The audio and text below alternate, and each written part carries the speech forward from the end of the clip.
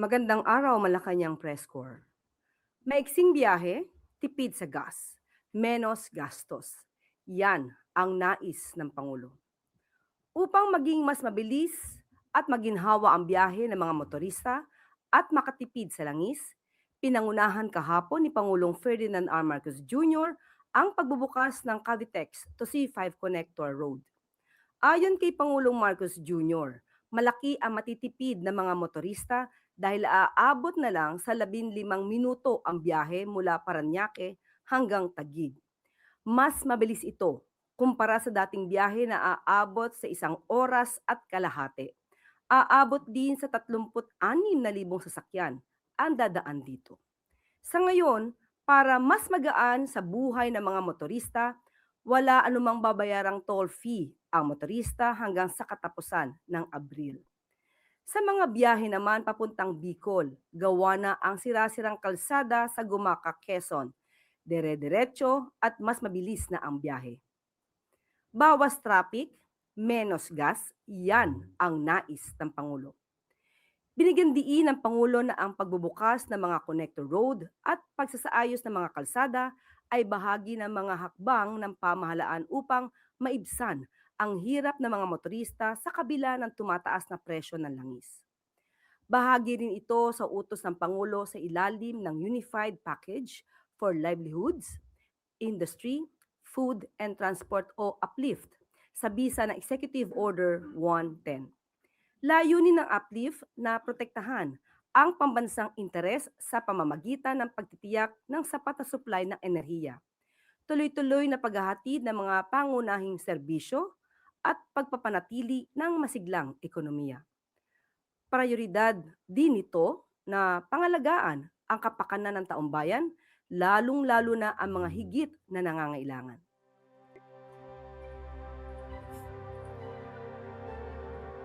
Nandito naman tayo at nagbubukas ulit tayo ng isang connector road. Ito ay nagbubuo ng koneksyon mula sa Cavitex hanggang sa C5. Mga 36,000 na vehicles ang dadaan dito. Kaya malaking bagay ito kasi madidecongest, mapabawasan ang traffic doon sa mga maliliit na kalsada dahil dito na lang dadaan. At yung biyahe na dati ay 1 oras kalahati, magiging 15 minutes na lang. Napakalaking bagay yan dahil malaking savings sa oras ng mga commuter. Una. Pangalawa ay napakalaking savings ito sa gasolina, sa crudo, sa fuel. At bukod pa ron, nais kong i-announce na ito, toll-free ito buong Abril. Patuloy natin gagawin ito dahil nais natin talagang maging mas mabilis, mas maginhawa at mas ligtas ang pagbiyahe ng ating mga kababayan. Kung maaalala nyo, a few months ago lang, napakasama ng sitwasyon dito sa intersection na to, dito sa Gumaca, no? Yung malaking butas dyan na tinutubig dyan, puro alikabok, sira-sira. Talagang pinaspasan nila to. Tsaka kita nyo naman yung quality. Kanina ko pa pinapansin na napakakapal nung semento. In fact, sabi ko nga, kahit yung mga overloaded na truck, talagang kakayanin itong ganito kapal na semento. Kaya nga sa buong Maharlika, ganito na ang gawin natin. Maginhawang biyahe at menos gastos, iyan ang nais ni Pangulong Ferdinand R. Marcos Jr. sa mga motorista.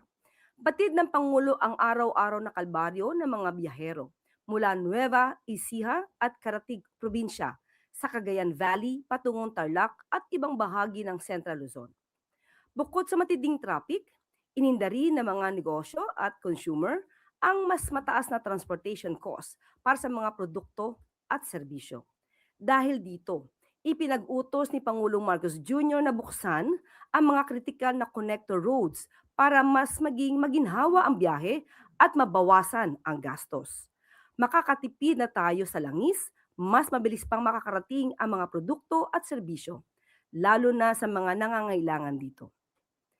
Kaya ngayong araw ay tumungo si Pangulong Marcos Jr. sa Nueva Ecija upang personal na inspeksyonin ang Central Luzon Link Expressway Contract Package 4.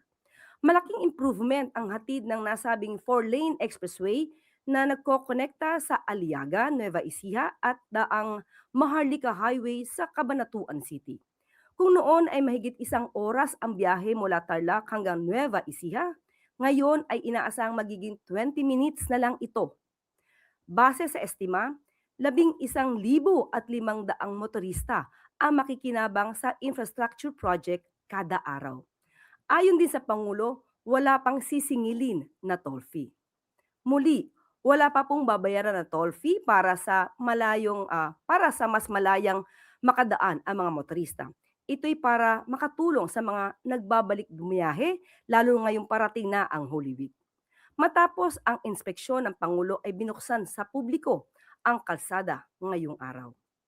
Ang inisyatibong ito ay isa lang sa mga hakbang ng uplift upang pagaanin ang pasanin ng ating mga kababayan.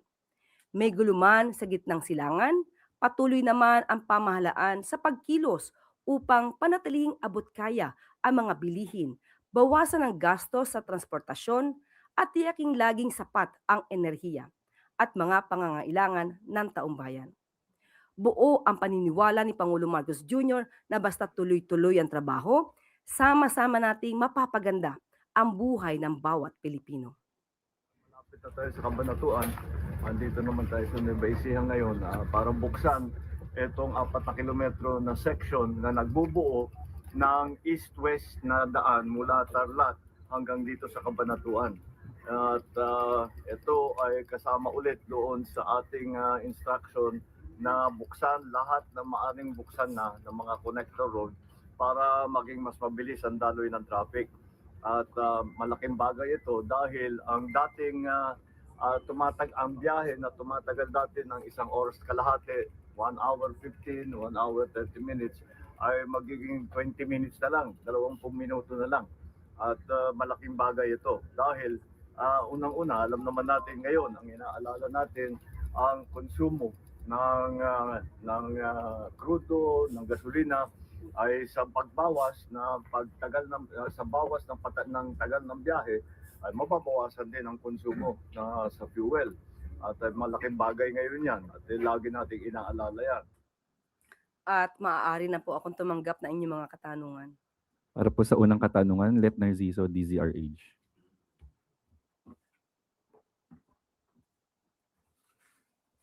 Good morning, Yusek. Ma'am, sinabi po ni Pangulong Marcos kanina na sa Ilocos Norte siya mag-Holy Week. Pwede po bang humingi ng karagdagang detalye? May nabanggit ba siya kung anong mga activity niya doon, anong gagawin niya, or magbabakasyon lang siya? Sa Pangulo po, hindi po uso ang salitang pagbabakasyon. So sabi nga po niya, siya po ay mag-spend ng kanyang Holy Week sa Ilocos Norte kasama ang kanyang pamilya. Walang pagbabakasyon dahil patuloy po ang ating Pangulo sa pagmomonitor at pagbibigay ng utos sa mga kailangan na gawin ng ating mga ahensya sa gobyerno. Kailan po sila pupunta? Hindi po na ibigay sa atin kung anong oras at anong araw, pero binanggit po niya na doon po ang pagbibigay ng oras doon po sa Ilocos Norte. Sunod po yung tanong, Samuel Medinilla, Mrs. Mirror. Good morning. Senator Sherwin Gatchalian called on the Executive Department to conduct high-level discussions with Iran to ensure safe passage of Philippine-bound vessels through Strait of Hormuz. Does the President consider this? Kahapon po ay nagkaroon din po ng meeting ang uplift at yan po ay ipinag-utos na po ng Pangulo kay Secretary Tez Lazaro at ayon po kay Secretary Tez Lazaro ng DFA, makikipag-usap po siya sa ambassador ng Iran. Most probably po ay tomorrow, kung hindi man po magkakaroon ng schedule tomorrow, by next week po. May na-mention po kaya, ma'am, kung may mga ships na naka-schedule na papuntang Pilipinas na dadaan sa Strait of Hormuz? Wala pa po nabanggit sa atin si Secretary. Tapos, on another topic, ma'am, may estimate na po ba kung magkano na yung nagagastos na Marcos administration for its Middle East crisis response? Sa ngayon po ay hinihingi po natin lahat ng ulat ng mga ahensya. Most probably by next week, maibibigay po namin sa inyo. Last na lang, ma'am. May schedule na po kaya kung kailan yung next uplift na committee meeting kung saan? Ibibigay ko po sa inyo yung update. Nagkaroon lang po ng meeting kahapon. Thank you po. Rafi Ayeng, Daily Tribune. Good morning, ma'am. Ma'am, in this time of reflection, ano po ang message niyo sa inyo as a detractors muna ni Pangulong Marcos and then sa mga bashers niyo, namely Harry Roque and Vice President Sara? inamin mo basher sila.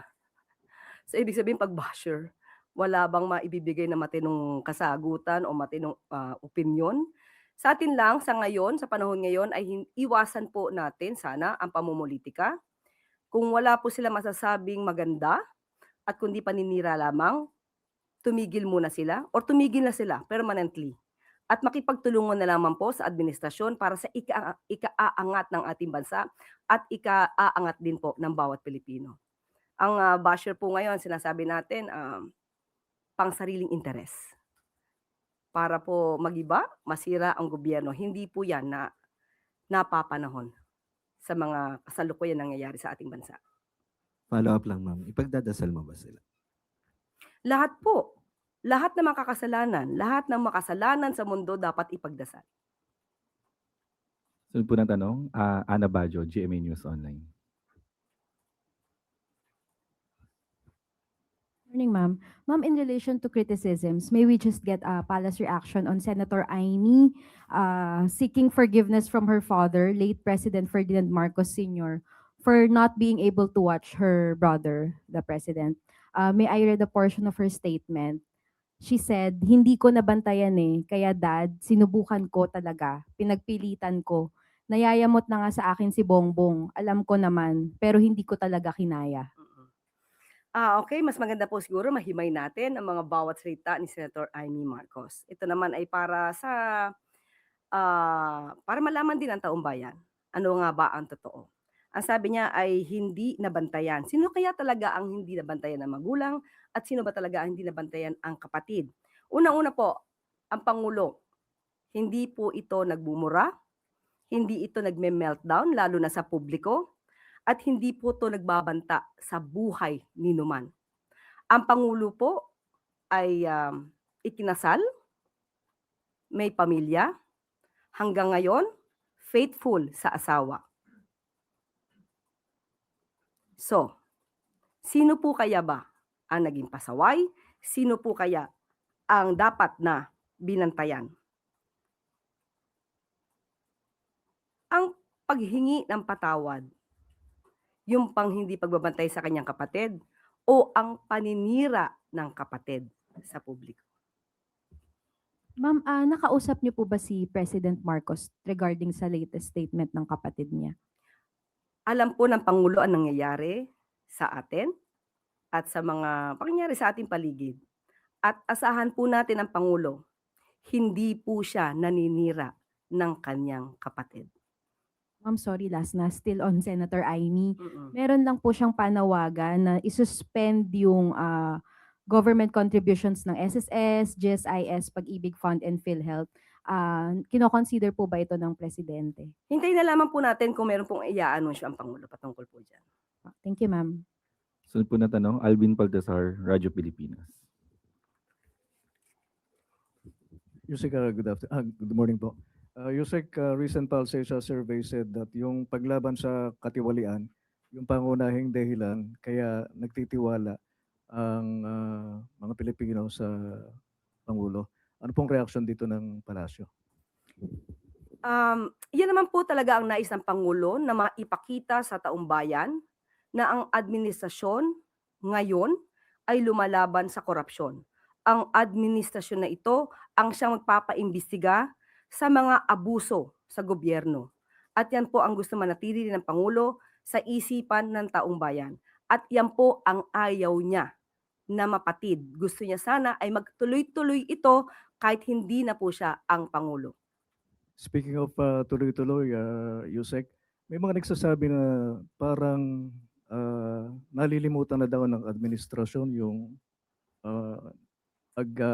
pag-imbestiga o pagtutok doon sa flood control anomaly. Ano pong masasabi natin dito, Yusek? Sa mga nagsasabi ng ganyan, ang tanging natin masasabi, hoy, gising. Dahil alam po natin kung papaano po nagsumiti na po ang ICI ng kanilang report, di lamang po sa Ombudsman, kundi pati po sa DOJ. Ang Ombudsman ay nagsasabi din po habang sila itinatanong na patuloy ang kanilang pag-iimbestiga, pati po ang DOJ. Wala pong natutulog pagdating po sa pag-iimbestiga sa flood control projects. Ito ay tanging paninira lamang sa gobyerno. Hindi po tumitigil ang Pangulo para mapanagot ang dapat na mapanagot. Sige, habol ko na lang. In connection with the Lenten season break, meron naman declaration ng palasyo para sa pasok sa mga government bukas or even private, o mga nasa gobyerno lang, Yusek. Meron po, ilalabas po mamaya ang memo. Ano po kaya yan, Yusek? Maganda ang aking ngiti. So ibibigay ko po sa inyo mamaya. Yusek, isang-isa na lang, habol lang tungkol doon sa, sa Iran. Gaano po kaganda ang relasyon ng Pilipinas sa ng Iran?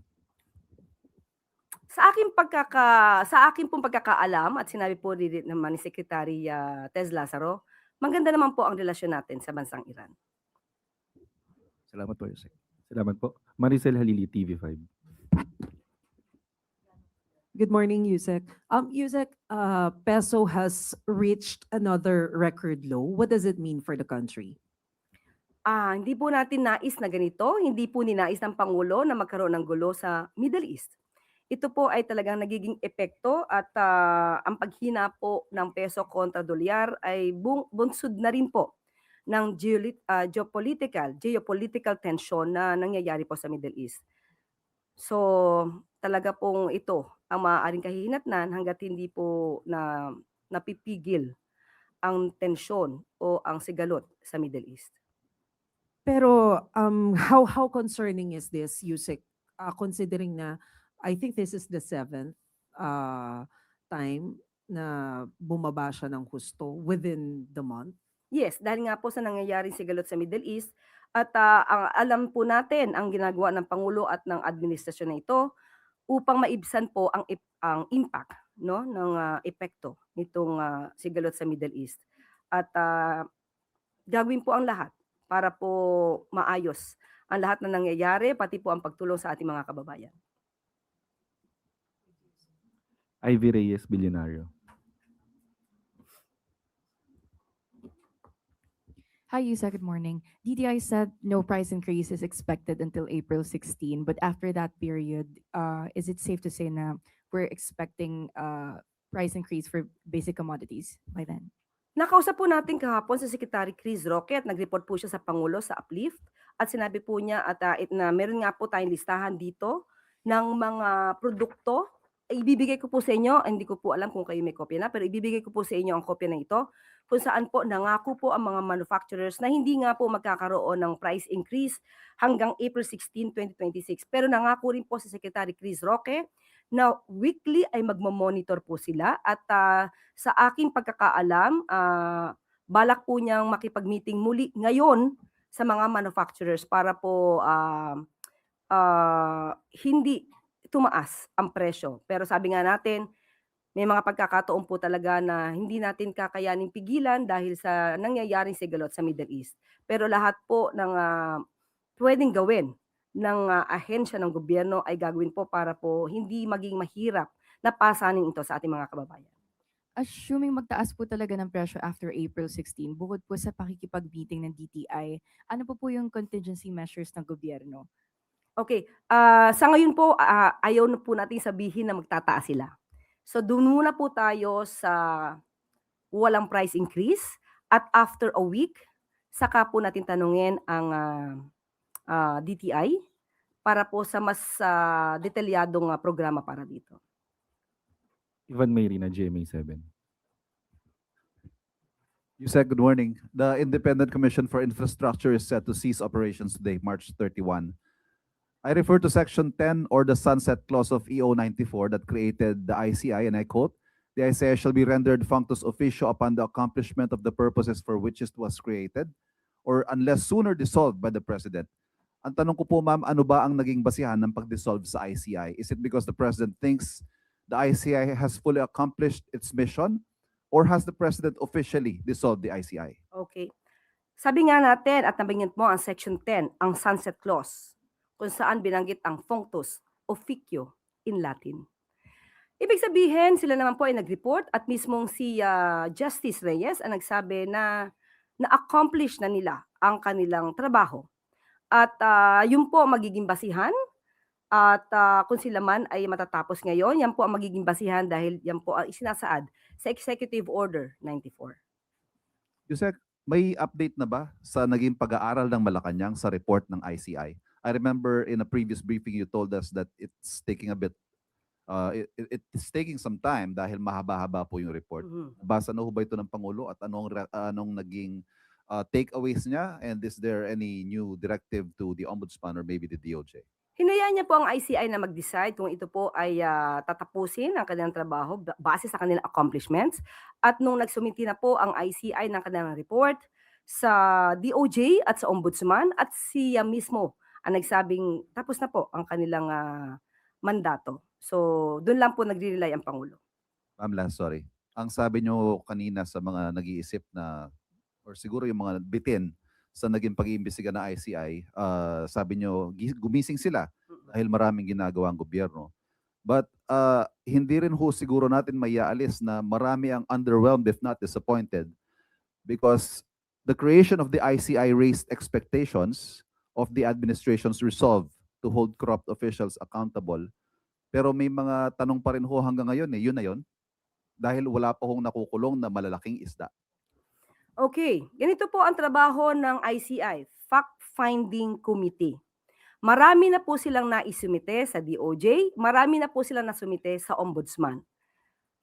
So ang ibig pong sabihin yan, hindi po natulog, nagpahinga, hindi nag-relax ang ICI. Ngayon po, lahat po ng kanilang nairekomenda, nakasuhan o for further investigation, nasa kamay na po yan ng DOJ at ng Ombudsman. Sa totoo lamang po, mukhang overwhelmed po ang Ombudsman at ang DOJ sa dami po ng mga kasong pinaparekomendang sampahan dito patungkol sa flood control project. So, hindi po masasabing yun lang ang naging trabaho ng ICI. Ang masasabi po natin, iyon ang naging trabaho ng ICI. Paninindigan po natin, ma'am, that the investigation and the prosecution will spare no one, Of course, yan ang no gusto matter ni- how high up. Definitely. Kahit sino pa yan, kung meron kinalaman, may ebidensya, hindi puro pamilya. Sabi nga natin, stop the drama. We have to start working. Marami po kasi nagdadrama sa media. Ang kailangan natin dito, ebidensya. Ebidensya na siyang magtuturo at siyang magiging basehan para ma-prosecute ang mga taong involved. Thank you. Salamat po. Yun na po ang huling katanungan, Yusek. Balik na po sa iyo. Maraming salamat. Upang mapangalagaan ang sektor ng paggawa, nakahanda ang Department of Labor and Employment sa pangunguna ng Secretary Bienvenido Laguesma ng 1.2 billion pesos bilang tugon sa deklarasyon ng National Energy Emergency. Bahagi rin ito ng uplift ni Pangulong Ferdinand R. Marcos Jr. alinsunod sa Executive Order 110. Gagamitin ang budget sa dalawang flagship social protection project ng DOLE, ang tulong pangkabuhayan sa ating disadvantaged, displaced workers o TUPAD at ang DOLE Integrated Livelihood Program o DILP. Layunin ng mga programang ito na suportahan ang vulnerable workers. Bilang tugon sa uplift, kasalukuyan nakikipag-ugnayan na ang DOLE sa DOTR, DSWD, DILG at iba't ibang lokal na pamahalaan para sa implementasyon ng targeted emergency employment at livelihood interventions. Nakikipag-ugnayan na rin ang ahensya sa DMW at OWA tungkol sa pagkakakilanlan ng mga OFW na nakauwi mula sa kaguluhan sa Middle East. Ito'y para mabigyan sila ng trabaho dito sa Pilipinas sa tulong ng TESDA. Hindi ngayon ang panahon para mangamba o magpanik. Patuloy na nakabantay ang pamahalaan sa epekto ng gulo sa Middle East para sa ikapapanatag ng sambayanan.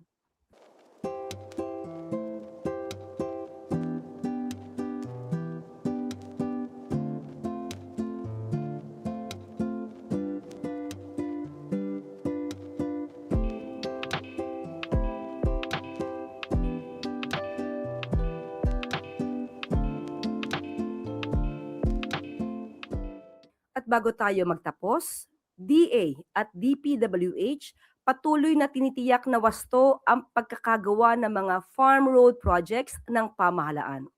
Noong Biyernes, March 27, personal na pinuntahan ni Agriculture Secretary Francisco Tio Laurel Jr. at Public Works and Highways Secretary Vince Dizon ang isang farm-to-market road sa barangay New Kasayuran sa Davao. Tumutulong ang nasabing concrete road na magbigay ng access sa 50 ektarya ng lupang pangsaka na pinagtataniman ng palay, niyog, saging at mga gulay. Inaasahan namang makakatulong ang kalsada sa pagbubukas pa ng daan para ma-access ang 40 ektarya ng lupa para mapalakas ang ating agricultural production. Ang nasabing inspeksyon ay alinsunod sa mas mahigpit na audit at pagbabantay ng pamahalaan sa mga infrastructure projects. Patuloy na tinitiyak ng DA at DPWH na nakaalalay ang mga infrastructure projects sa mga agricultural priorities at supply chain needs ng bansa. Kapag mas maayos ang farm access, mas mababa ang transport cost para sa ating mga magsasaka. Mas mataas din ang kita dahil mababawasan ang kanilang post-market or post-harvest losses. Ayon pa kay Secretary Tiu Laurel, layunin ng audit na tiyakin na lahat ng farm road projects ay makapagdadala ng konkretong benepisyo sa ating mga magsasaka.